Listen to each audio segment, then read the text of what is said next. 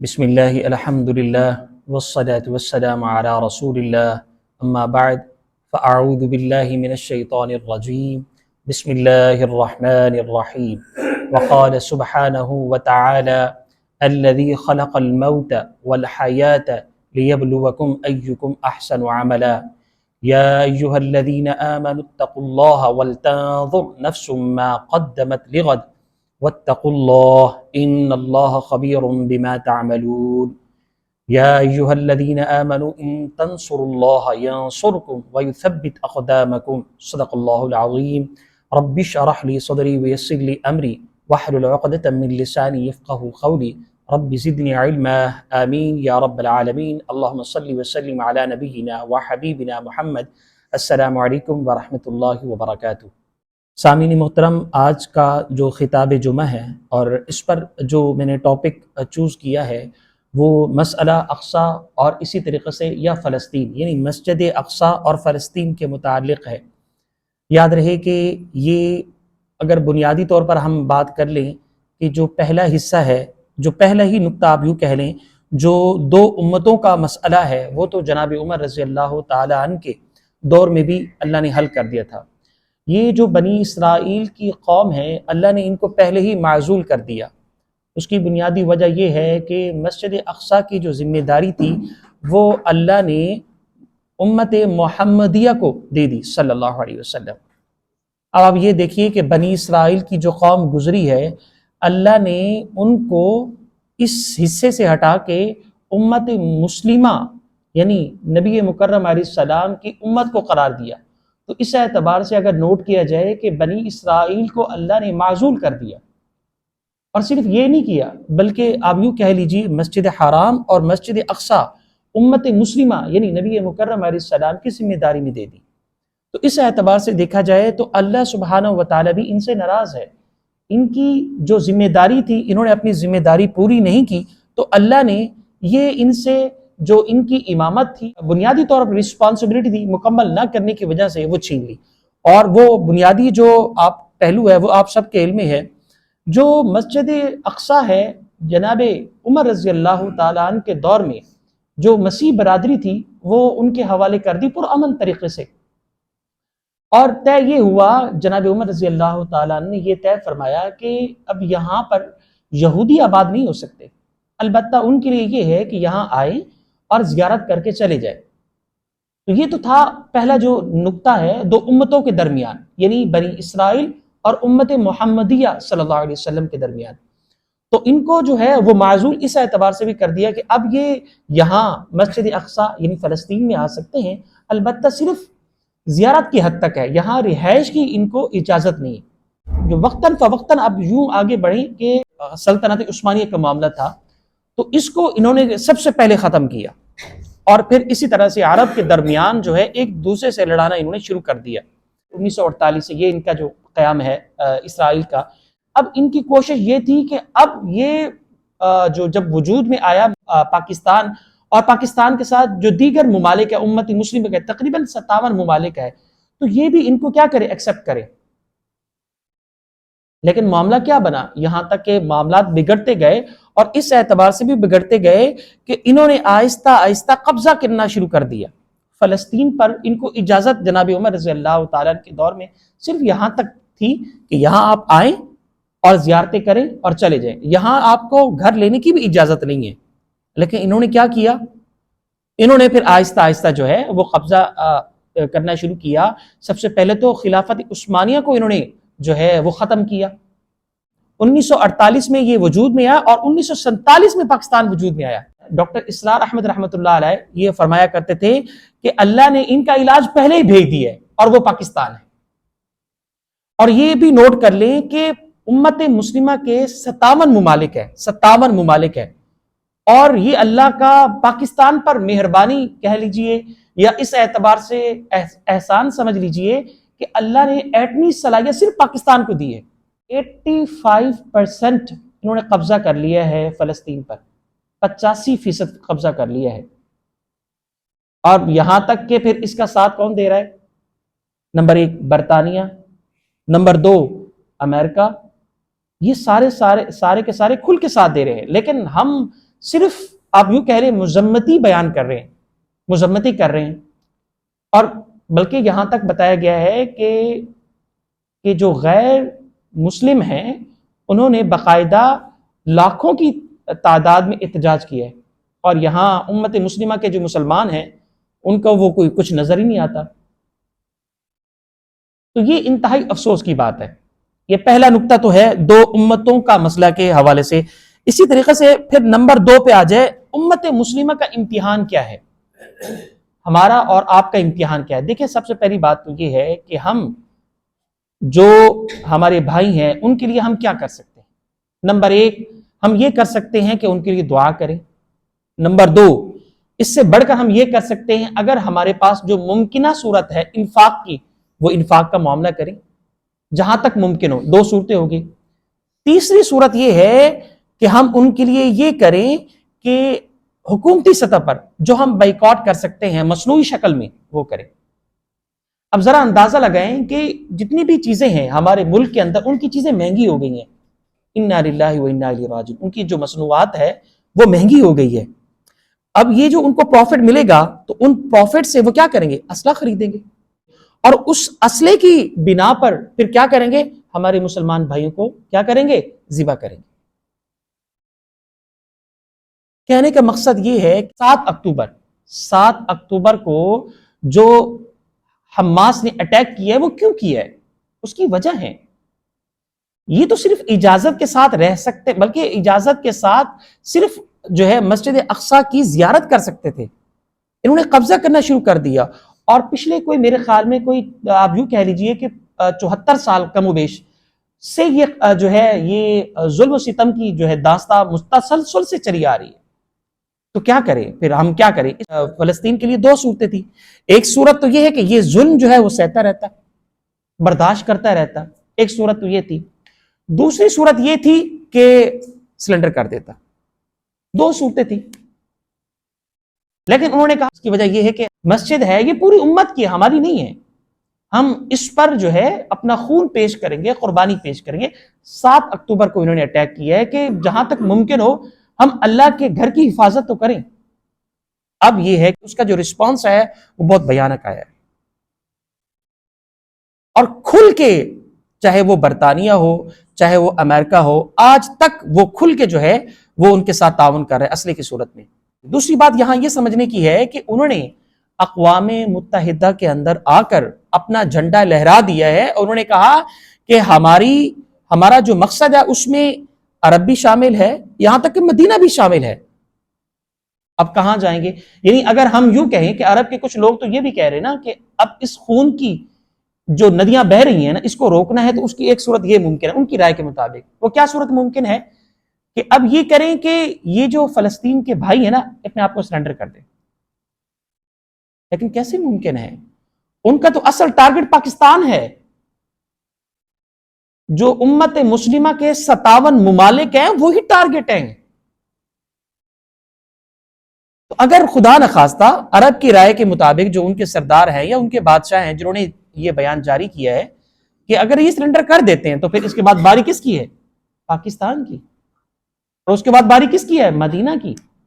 اور مسجد حرام بھی لے جائیں گے یہ لوگ. یہ تو انہوں نے فرض کفایہ کا درجہ قائم کیا ہے اس لحاظ سے کہ آپ یوں کہہ لیجئے اگر یہ حملہ نہ کرتے تو یہ تو عزتیں بنا رہے تھے اور ان کی عزتیں بڑھتی جا رہی تھی. اور انہوں نے جو سودی دھندا کیا ہے نا اس میں سب سے آگے نکل گئے ہیں. سب سے پہلے جکڑا ہے، یہود نے جکڑا ہے.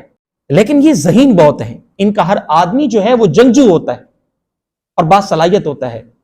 ہمیں تو انہوں نے بے حیائی، عریانی اور سود کے دھندوں میں لگا دیا ہے، لیکن خود یہ ٹی وی میں نہیں دیکھتے. یہ ڈاکٹر اسرار احمد رحمۃ اللہ علیہ فرما رہے تھے ایک اپنے بیان میں، خود یہ ٹی وی بھی نہیں دیکھتے. یہ اتنے سٹرونگ ہوتے ہیں مینٹلی طور پر، لیکن وہ کسی درجے میں اپنے مقصد میں بڑھ رہے ہیں، ہمیں جو ہے اندر سے کھوکھلا کر رہے ہیں. اللہ کے نبی علیہ السلام کی حدیث ہے اس صورت میں، وہ یہ حدیث ہے جس کا مفہوم یہ ہے کہ جب لوگ آپ پر حملہ کریں گے تو صحابہ نے عرض کیا کہ ہماری جو تعداد ہوگی وہ کتنی ہوگی، ہم کیا مقابلہ نہیں کر سکیں گے؟ ہم تو ان کا مقابلہ کر سکتے ہیں نا، ہمارے پاس تو ایمان ہوگا نا. اور ہم لوگ تو موت سے نہیں ڈرتے نا.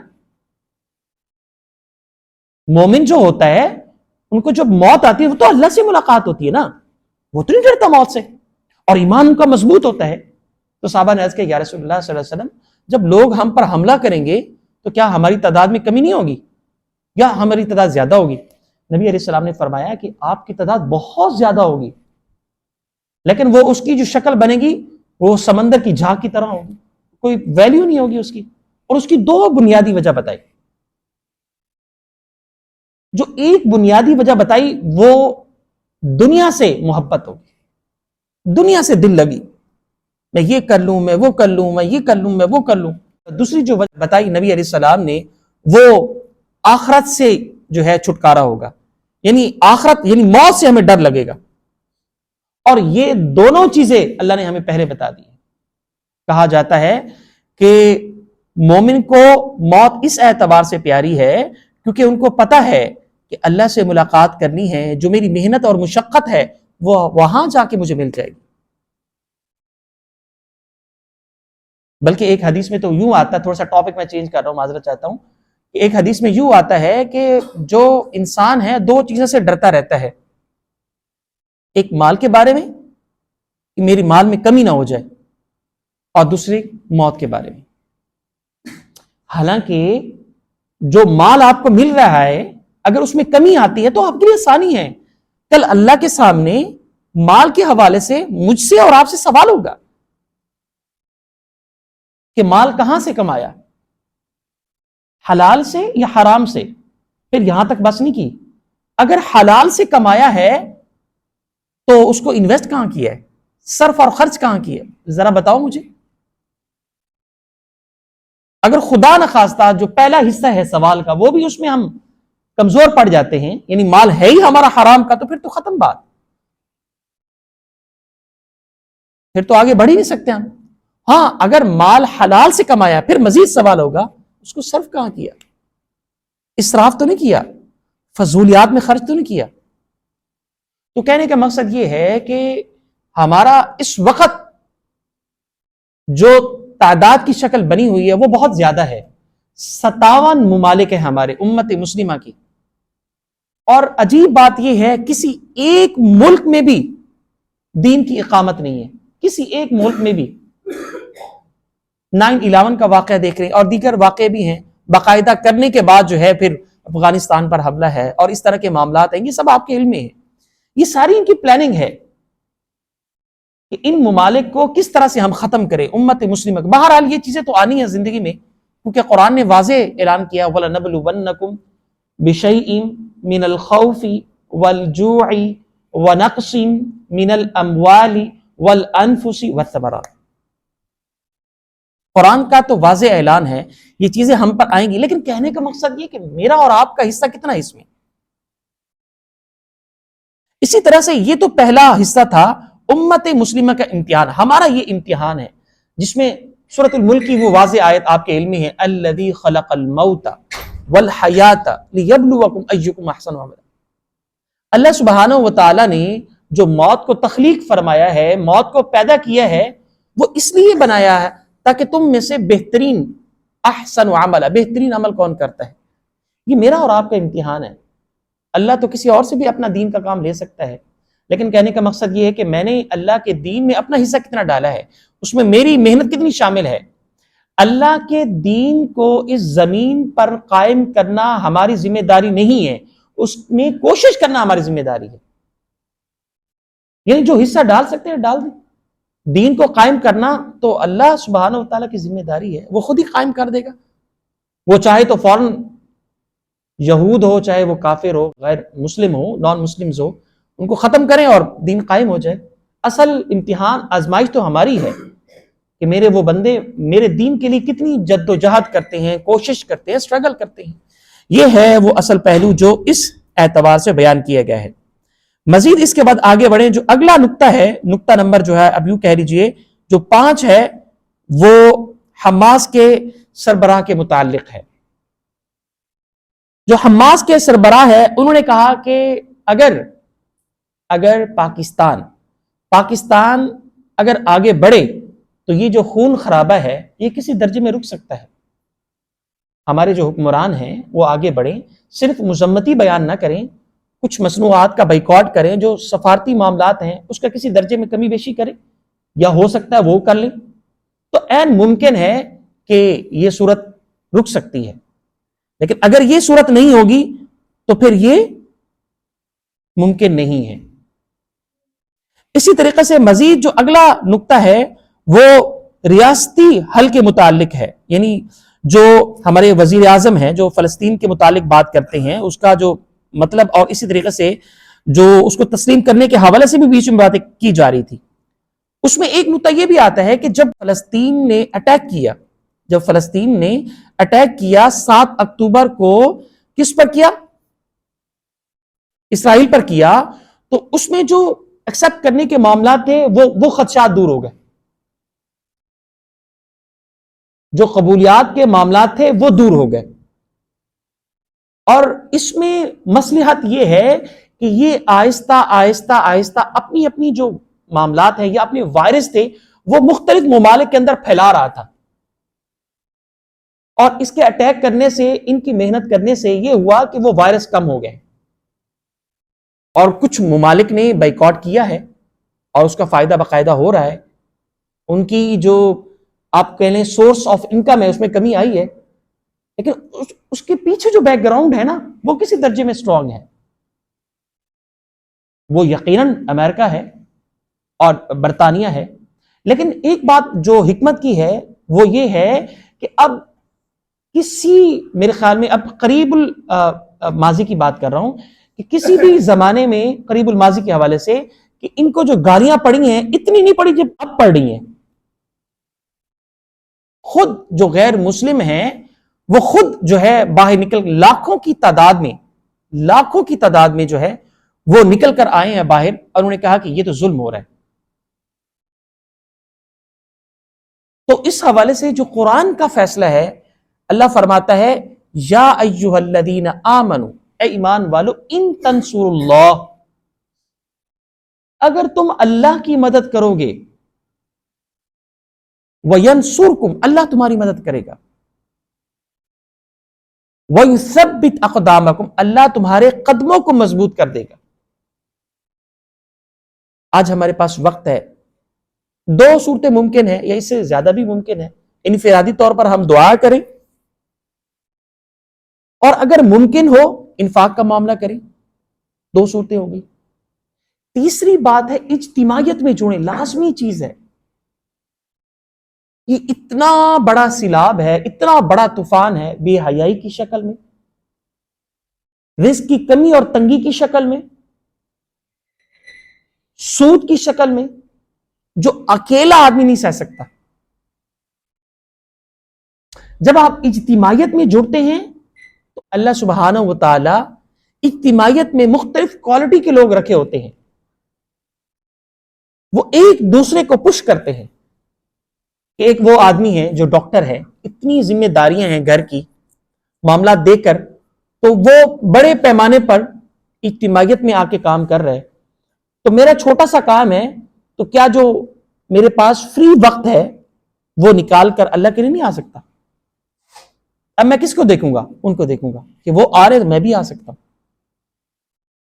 اجتماعیت میں آنے سے انسان بہت ساری گناہ اور معصیت کے معاملات سے دور ہو جاتا ہے، اور یہی وہ ہے بات جو قرآن کہتا ہے وَأَنْتُمُ الْأَعْلَوْنَ إِن كُنتُم مُؤْمِنِينَ، تم آگے بڑھو گے، ثابت قدم رہو گے، اللہ کی نصرت اور مدد کرو گے تو تم کامیاب ہوگے، تم مومن کہلانے کے پھر حقدار ہیں۔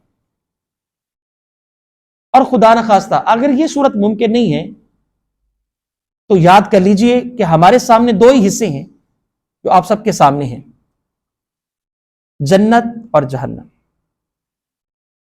جہنم سے بچنے کے لیے ہمارے پاس ایک ہی راستہ ہے جو جنت کا ہے، وہ قرآن کیا کہتا ہے، جو واضح آیت ہے، فَإِنَّ الْجَنَّةَ هِيَ الْمَأْوَى، جنت ٹھکانہ ہمارا بنے گا اس وقت جب کیا کریں گے، اس سے پہلی والی آیت وَأَمَّا مَنْ خَافَ مَقَامَ رَبِّهِ وَنَهَى النَّفْسَ عَنِ الْهَوَىٰ، یہ جو ہماری خواہشیں ہیں، یہ خواہش میں پوری کر لوں، جو اللہ کا حکم ہے وہ بعد میں پورا کر لوں گا، کوئی بات نہیں۔ لیکن یاد رہے ہمارے اندر جو قلب ہے، ہمارا جو دل ہے، وہ اطمینان اور سکون میں آ ہی نہیں سکتا جب تک کہ اللہ کی اور اس کے رسول کی تعلیم کو ہم ایکسپٹ نہ کر لیں دل سے۔ میں نے ایک پہلے جمعے میں شاید یہ بات عرض کی تھی یا پھر کسی درس میں، کہ یہ واضح چیزیں ہیں جو بچپن میں ہم نے پڑھی تھی۔ آمنت باللہ وملائکتہ وکتبہ ورسلہ والیوم الآخر والقدر خیرہ وشرہ من اللہ تعالی والبعث بعد الموت۔ یہ قانونی ایمان ہے۔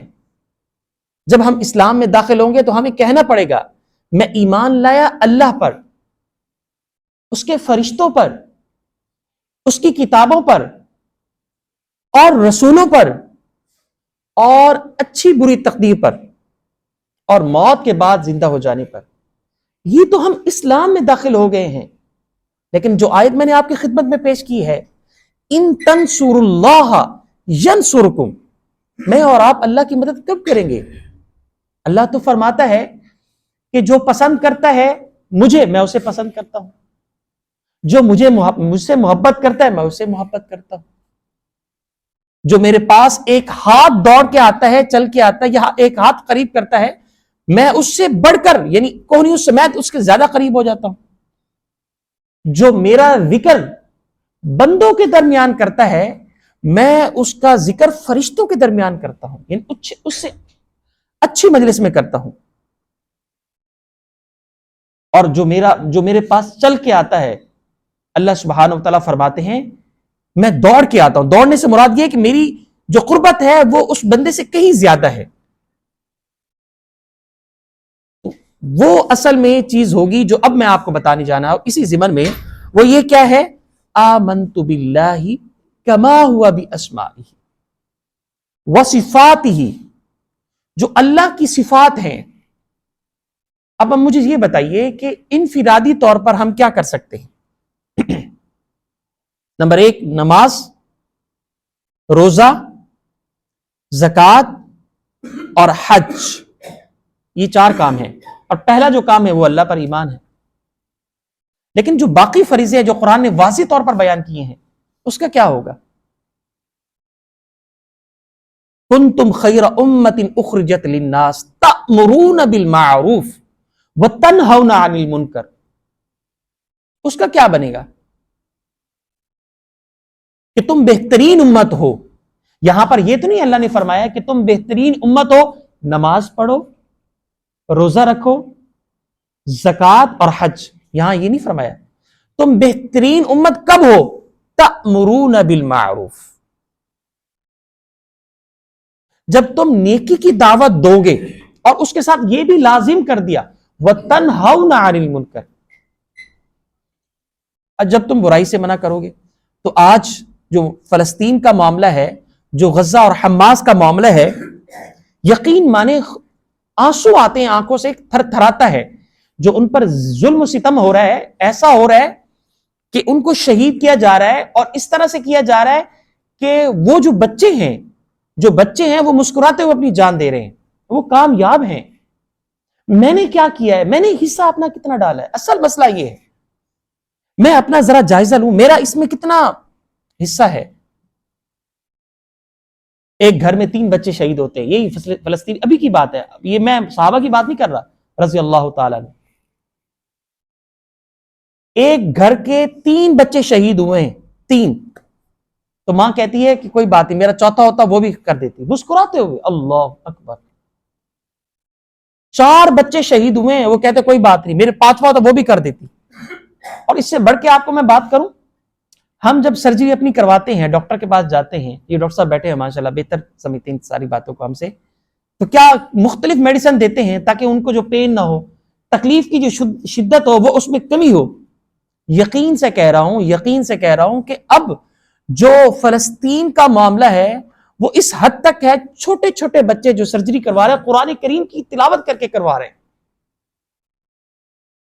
شکر کریں ہمارے پاس یہ سردی کے لیے ہمارے پاس ہیٹر چل رہے ہیں، 4 دیواری ہے ہمارے پاس، گرمی میں آپ بیٹھے ہیں، اے سی چل رہے ہیں، کتنا پرامن درس ہو رہا ہے، آپ بھی سن رہے ہیں، اثر بھی ہو رہا ہے. لیکن وہاں تو دیکھیں، یہ جھنجھوڑنے والی بات ہے. ہم اس کو روٹین میں نہ لائیں. ہم یہ نہ کہیں روٹین میں درس دیے جا رہے ہیں، روٹین میں سب بات کرتے ہیں حماس کی، سب بات کرتے ہیں روٹین میں غزہ کی، حماس کی، اور اسی طریقے سے دیگر جو مسلمین ہیں ہمارے. اس کو روز انالیسس کریں، خود احتسابی کریں کہ آج میں ان کے لیے کیا کر سکتا ہوں. کل تو میں نے ان کے لیے دعا کی تھی، پھر پرسوں کیا کروں گا. آج میں نے ان کے لیے دعا کی، کل میں انشاءاللہ کچھ نہ کچھ انفاق کروں گا، کوشش کروں گا. انفرادی طور پر بھی کر لیں، اجتماعیت پر لوگ کر رہے ہیں، علماء اکٹھے ہو رہے ہیں. مفتی تقی عثمانی صاحب اسی درس کے اندر جو میں ابھی عرض کرنے جا رہا، مفتی تقی عثمانی صاحب حفظ اللہ تعالیٰ نے اپنے درس میں یہ بات فرمائی. انہوں نے کہا یہ فتوے کی بات نہیں، یہ غیرت کی بات ہے. یہ فتوے کی بات نہیں، یہ غیرت کی بات ہے کہ ہمارے ملک کے اندر اسرائیل کی مصنوعات آ رہی ہو، یہودیوں کی مصنوعات آ رہی ہو، ہم دھڑلے سے اس کو خرید رہے ہوں، اس میں فتوے کی کیا ضرورت ہے؟ اور اسی پروفٹ سے ہمارے بچوں کو وہ ذبح کر رہے ہو، گنے لے کر، اسلحہ لے کر، اور ذبح کر رہے ہو، تو یہ فتویٰ دینے کی ضرورت ہے اس میں؟ انہوں نے کہا یہ غیرت کی بات ہے، ہم کیسے برداشت کر سکتے ہیں ہماری بیٹیوں کو ذبح کیا جا رہا ہو، ہمارے بچوں کو ذبح کیا جا رہا ہو، ہماری بہنوں کی عزتوں کو تار تار کیا جا رہا ہو، ماؤں کی عزتوں کو پامال کیا جا رہا ہو، تو اس میں کیا فتوے کی ضرورت ہے؟ یہ مفتی تقی عثمانی صاحب شیخ الاسلام صاحب کا اس پر بیان ہے. ان کے غیرت کی بات ہے، ہمیں غیرت کرنی چاہیے. بلکہ ان کی بات تو اس حوالے سے فلسطین اور جو ہے اسرائیل کے درمیان جو یہ وار جاری ہے اس کے بارے میں ایک اور بھی بیان انہوں نے نوٹ کروایا ہے. انہوں نے کہا کہ ہم جو نفلی عمرہ کر رہے ہیں، نفلی عمرہ جو کر رہے ہیں ہم، اس سے بہتر یہ ہے کہ ہمارے پاس جو انفاق ہے، جو پیسے ہیں، وہ ہم صرف اور خرچ کریں فلسطین کے حوالے سے، اور عمرے سے امید ہے اجر وہ پیسوں کا بڑھ جائے گا جو ہم عمر میں کر رہے ہیں. یہ شیخ الاسلام مفتی تقی عثمانی صاحب کا بیان ہے. تو ہم جتنا کر سکتے ہیں انفرادی طور پر اپنے گھروں کو بتائیں، یہ تاریخ پوری بتائیں، اپنے بچوں کو بتائیں، بلکہ تعلیم دیں ان کو. یہ مسجد اقصی ہماری ہے، یہ مسجد حرام ہماری ہے، بیت اللہ ہمارا ہے. ہم یہاں پاکستان میں ہیں تو اس کا مطلب یہ ہمارا ملک ہے، وہ بھی ہمارا ملک ہے. یہ ساری چیزیں ہماری ہیں. جیسے ہمارے ڈاکٹر مظہر الاسلام صاحب رات کو ایک انٹرویو دے رہے تھے، انہوں نے فرمایا کہ ہم ایک ہو جائے نا، ہم ایک ہو جائے، علماء دین کا جو پلیٹ فارم ہے یہ مستقل ایک مضبوط سٹرونگ ہو جائے تو ہم کسی حد تک کامیابی حاصل کر لیں گے، بڑی حد تک کامیابی حاصل کر لیں گے. تو کامیابی کے لیے ہمیں ایک ہونا پڑے گا. کام ہم ایک ہی کر رہے ہیں دین کا، لیکن طریقے مختلف ہیں. کیا حرج ہے اس میں؟ کوئی حرج کی بات تو نہیں ہے. مطلوب تو ایک ہی ہے نا، آخرت. مطلوب تو ہم سب کو جنت ہی ہے نا، مطلوب تو اللہ کی رضا ہی ہے نا. طریقے مختلف ہیں، ٹھیک ہے، سب مل کے کریں. عجیب بات ہے جب یہود پر کوئی آفت آتی ہے، مغرب پر، یورپ پر کوئی آفت ہوتی ہے تو وہ سب ایک ہو جاتے ہیں، اور ہمارے اوپر جب آفت آتی ہے تو وہ سب کو الگ الگ کر دیتے ہیں. کسی کا کیا بیان آ رہا ہے، کسی کا کیا بیان آ رہا ہے، کسی کا کیا بیان آ رہا ہے. تو بقول ڈاکٹر مظہر الاسلام صاحب کے کہ ہمیں ایک ہونا چاہیے دین کے اعتبار سے. رائے مختلف ہو، ٹھیک ہے، اس میں کوئی حرج کی بات نہیں ہے.